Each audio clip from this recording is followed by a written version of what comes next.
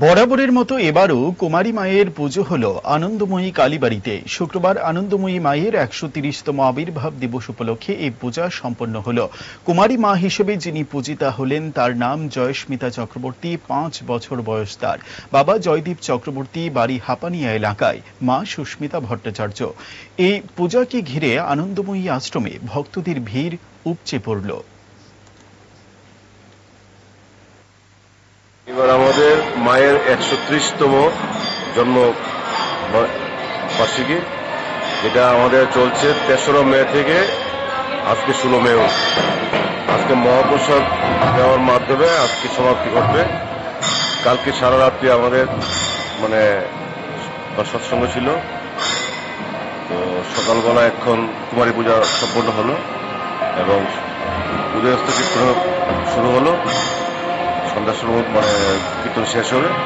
দুপুরবেলা মহাপ্রসাদ বিতরণ করা সবার মধ্যে।